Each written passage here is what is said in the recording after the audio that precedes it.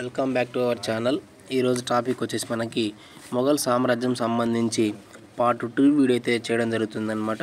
So part 1 video already మన ఛానల్లో upload చేయడం జరిగింది. ఇది పార్ట్ 2 వీడియో. సో మొఘల్ సామ్రాజ్యం సంబంధించి part 1, part 2, part 3, part 4 video కూడా మీకు చేయడం జరుగుతుందన్నమాట. సో ప్రతి ఒక్కరు కూడా అబ్జర్వ్ చేయగలరు.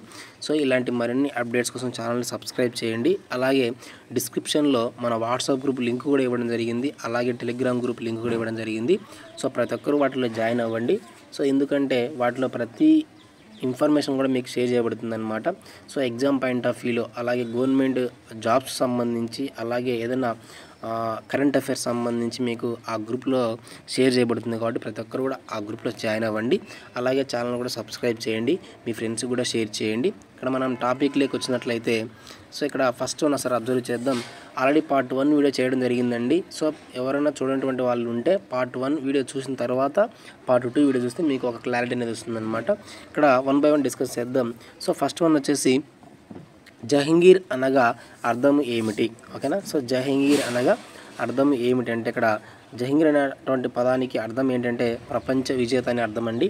ఓకేనా. నెక్స్ట్ వన్ వచ్చేసి, సో జహంగీర్ అసలు పేరు, జహంగీర్ అసలు పేరు. సో ఇతన్ని సలీం అనేటువంటి పేరుతో పిలవచ్చు అనమాట. ఇతని యొక్క పూర్తి పేరు వచ్చేసి సుల్తాన్ మహమ్మద్ సలీం, సుల్తాన్ మహమ్మద్ సలీం అనేటువంటి పేరుతో ఇతను పట్టాభిషేకం చేసుకోవడం జరిగింది. సో జహంగీర్ కాలంలోనే మొదటగా దేశంలోకి వాణిజ్య పంట అయిన పొగాకు ప్రవేశపెట్టింది ఎవరు? ఓకేనా.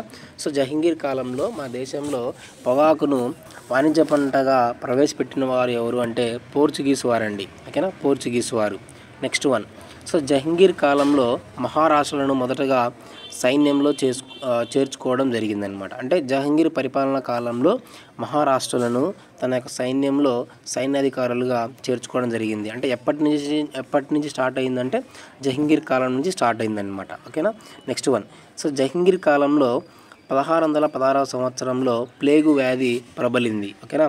సో మన దేశంలో ప్లేగు వ్యాధి ఎప్పుడు ప్రబలింది అంటే 1616వ సంవత్సరంలో. అప్పటి రాజు, మొఘల్ సామ్రాజ్యం యొక్క రాజు ఎవరు అంటే జహంగీర్ అండి. ఓకేనా. జహంగీర్ ఆస్థానాన్ని సందర్శించడానికి వచ్చిన యూరోపియన్స్, ఓకేనా, చాలా చాలా ఇంపార్టెంట్ అండి. జహంగీర్ ఆస్థానాన్ని సందర్శించడానికి వచ్చినటువంటి యూరోపియన్స్ ఎవరు అంటే, so William Finch, Francisco Pelsaert, William Hawkins, sir Thomas. So ఇక్కడ చూడండి, so William Finch, Francis Pelsaert. ఓకేనా. వీళ్ళిద్దరూ జహంగీర్ ఆస్థానాన్ని సందర్శించినటువంటి యూరోపియన్స్. ఓకేనా. సో జహంగీర్ ఆస్థానానికి వచ్చిన బ్రిటిష్ రాయబారులు, ఇక్కడ బ్రిటిష్ రాయబారులు వేరులండి. ఓకేనా, యూరోపియన్స్ వేరు. సో బ్రిటిష్ రాయబారులు ఎవరు అంటే, so William Hawkins, sir Thomas రో. ఓకేనా. వీళ్ళు జహంగీర్ ఆస్థానానికి వచ్చి అతని యొక్క వైఫ్ హెల్ప్ ద్వారా, అంటే జహంగీర్ యొక్క భార్య సహాయంతో వీళ్ళు సూరత్లో వ్యాపార హక్కులు కొనసాగించడం జరిగిందనమాట. William Hawkins, sir Thomas Roe. Next one, జహంగీర్కి ఖాన్ అనేటువంటి బిరుదు ఇచ్చిన వారు ఎవరు? జహంగీర్కి ఖాన్ అనే బిరుదు ఇచ్చిన వారు ఎవరు అంటే విలియం హాకిన్స్ అండి. చాలా చాలా ఇంపార్టెంట్ ఇది. జహంగీర్కి ఖాన్ అనేటువంటి బిరుదు ఇచ్చిన వాళ్ళు ఎవరు అంటే William Hawkins. Next one, Jahangir సంస్కరణలు ఎప్పుడెప్పుడు అంటే అతని యొక్క చేసినటువంటి సంస్కరణలు మంచి పనులు ఏవి అంటే, సో గురువారం అలాగే ఆదివారాలలో జంతువధను నిషేధించాడు. అంటే ఆ రోజున ఎవరు కూడా మాంసం, నాన్ వెజ్ తినకూడదనే ఒక కండిషన్ పెట్టడం జరిగింది. అలాగే పేదల కొరకు ఆసుపత్రుల నిర్మాణం కట్టించాడనమాట. సో జంజీర్ ఏ ఆదిల్ అనేటువంటి ధర్మగంట లేదా న్యాయగంటను యమునా నది ఒడ్డున ఏర్పాటు చేశాడు. చాలా చాలా ఇంపార్టెంట్ అండి ఇది. సో యమునా నది ఒడ్డున ధర్మగంటను లేదా న్యాయగంటను ఏర్పాటు చేసినటువంటి రాజు ఎవరంటే జహంగీర్ అండి. ఓకేనా. దాని పేరు ఏంటంటే జంజీర్ ఏ ఆదిల్. ఓకేనా. సామాన్య ప్రజలకు స్వయంగా దర్శనం ఇచ్చి స్వయంగా విచారణ జరిపి న్యాయాన్ని కలుగజేసేవాడు. ఓకేనా. చాలా చాలా ఇంపార్టెంట్ ఇది. నెక్స్ట్ వన్, సో షాజహాన్ 1592లో ఎక్కడ జన్మించాడంటే లాహోర్లో జన్మించాడు. షాజహాన్ 1592వ సంవత్సరంలో లాహోర్లో జన్మించాడు. షాజహాన్ అనగా అర్థం ఏమిటి అంటే ప్రపంచ చక్రవర్తి, ప్రపంచ చక్రవర్తి అని అర్థం షాజహాన్ అనగా. నెక్స్ట్ వన్, షాజహాన్ అసలు పేరు ఏం పేరు అంటే ఖుర్రం. షాజహాన్ యొక్క అసలు పేరు ఏంటంటే ఖుర్రం అండి. ఓకేనా. సో ఖుర్రం అనగా అర్థం ఏమిటి అంటే ఖుర్రం అనగా సంతోషం అనేటువంటి అర్థమైతే వస్తుందన్నమాట. సో 1628లో షాజహాన్ పట్టాభిషిక్తుడయ్యాడు. అంటే 1628 సంవత్సరంలో ఖుర్రం షాజహాన్ అనేటువంటి వ్యక్తి రాజ్యాన్ని అంటే సింహాసనం మీద అధిష్ఠించడం జరుగుతుంది. అదే సమయంలో అతను పట్టాభిషేకం చేసుకున్నాడనమాట. ఓకేనా. సో అయితే షాజహాను రాజధానిని ఆగ్రా నుండి ఢిల్లీకి మార్చాడు. ఓకేనా. రాజధానిని ఆగ్రా నుండి ఢిల్లీకి మార్చింది ఎవరు అంటే షాజహాన్ అండి. ఓకేనా. షాజహాన్ కాలంలో వచ్చిన ఫ్రెంచ్ యాత్రికులు ఎవరు? షాజహాన్ కాలంలో వచ్చినటువంటి ఫ్రెంచ్ యాత్రికులు ఎవరంటే బర్నియర్ ట్రావెర్నియర్ వీళ్ళిద్దరూ కూడా షాజహాన్ కాలంలో మన దేశానికి ఫ్రెంచ్ నుంచి రావడం జరిగిందనమాట. Next one. సో మొఘల్ సామ్రాజ్యాన్ని సందర్శించిన ఇటలీ యాత్రికుడు ఎవరు? చాలా ఇంపార్టెంట్ అండి ఇది. మొఘల్ సామ్రాజ్యాన్ని సందర్శించిన ఇటలీ యాత్రికుడు ఎవరంటే మనుచ్చి. ఓకేనా. మనుచ్చి. సో ఇక్కడ మనుక్కి కాదండి, మనుచ్చి. Next one. 1631లో బుర్హాన్పూర్లో ప్రసవ సమయంలో ముంతాజ్ బేగం మరణించారు. ఓకేనా. సో షాజహాన్ యొక్క వాళ్ళ వైఫ్ 1631లో ఎక్కడ మరణించారు అంటే బుర్హాన్పూర్లో ప్రసవ సమయంలో ముంతాజ్ బేగం మరణించారు. ఓకేనా. Next one. So Mumtaz Begum స్మృతికి చిహ్నంగా 1632లో ఆగ్రా వద్ద తాజ్మహల్ నిర్మాణం ప్రారంభించారు. ఎవరు అంటే ఇక్కడ మనకి షాజహాన్ అండి. షాజహాన్ ప్రారంభించడం జరుగుతుంది తాజ్మహల్ని. ఎక్కడ అంటే ఆగ్రా వద్ద. ఎప్పుడు? 1631 సంవత్సరంలో. Next one. షాజహాన్ యొక్క కుమారులు ఒకసారి అబ్జర్వ్ చేస్తే షాజహాన్కి 4 కుమారులు అండి.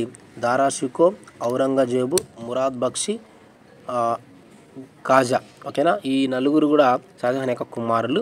అయితే దారా షికో ఢిల్లీని పరిపాలించేవాడు. ఔరంగజేబు దక్కన్ ప్రాంతాన్ని, మురాద్ బక్షి గుజరాత్ మాల్వా ప్రాంతాన్ని పరిపాలించేవాడు. గాజ్ అనేటువంటి వ్యక్తి సో బెంగాల్ ప్రాంతాన్ని పరిపాలించేవాడు అనమాట. సో షాజహాన్ యొక్క కుమారులు 4 ప్రాంతాలను పరిపాలించేవాళ్ళు. ఓకేనా.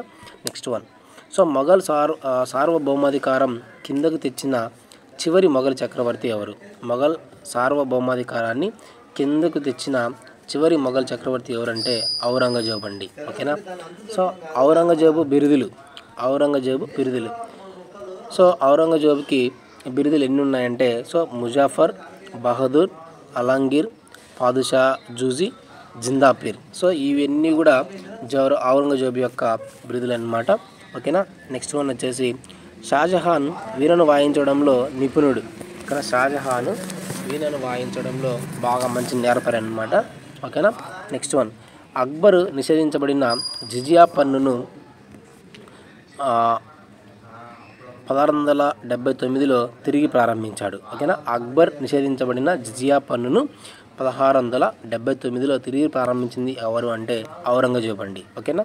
సో దక్కన్లో తోడర్మాల్ ప్రవేశపెట్టిన సంస్కరణలు అమలు జరిపి ఆర్థిక అభివృద్ధి సాధించాడు. ఓకేనా. సో ఈ ఔరంగజేబు దక్కన్లో తోడర్మాల్ ప్రవేశపెట్టిన సంస్కరణలు జరిపి అంటే ఆయన సంస్కరణలు మళ్ళీ పునర్నిర్మాణం చేసి ఆర్థిక అభివృద్ధి సాధించడం జరిగింది. ఓకేనా. సో హిందువులపై తీర్థయాత్ర పన్ను విధించిన వాడు ఎవరు అంటే ఔరంగజేబు అండి. ఓకేనా. సో ఔరంగజేబుకి మత సహనం లేనివాడుగా అని చెప్తారనమాట. సో హిందువులపై కఠినమైన పన్నును విధించేవాడు అప్పట్లో. ఔరంగజేబు హిందువుల సతీసహగమనాన్ని నిషేధిస్తూ శాసనం చేశాడు. ఓకేనా. అయితే ఔరంగజేబు హిందువుల సతీసహగమనాన్ని నిషేధిస్తూ శాసనం చేశాడు. Next one. ఇస్లాం మత సూత్రాల అమలును పర్యవేక్షించేందుకు ఏర్పాటు చేసిన అధికారులు ఎవరు అంటే సో ఇక్కడ చూడండి మొహిసబ్లు, మహతాసిబ్లు. ఓకేనా. మొహిసబ్లు లేదా మహతాసిబ్లు అనేటువంటి వారిని ఇతను ఇస్లాం మత సూత్రాల అమలుకు సంబంధించి వారి మీద పర్యవేక్షణ అధికారిగా వీళ్ళని ఏర్పాటు చేశారు. ఓకేనా. సో మహితాసిబ్లు సో వీరు ఇస్లాం మత సూత్రాల అమలు కొరకు పర్యవేక్షణ అధికారిగా నియమించడం జరిగిందనమాట. ఓకేనా. Next one. రాజభోగాలను విస్మరించి సామాన్య మానవునిగా జీవించిన మొఘలి చక్రవర్తి ఎవరు అంటే ఔరంగజేబు. ఓకేనా. రాజభోగాలను విస్మరించి సామాన్య మానవునిగా జీవించిన మొఘల్ చక్రవర్తి ఔరంగజేబు. ఓకేనా. నెక్స్ట్. ఇతడు ధ్వంసం చేసిన హిందూ దేవాలయాలు.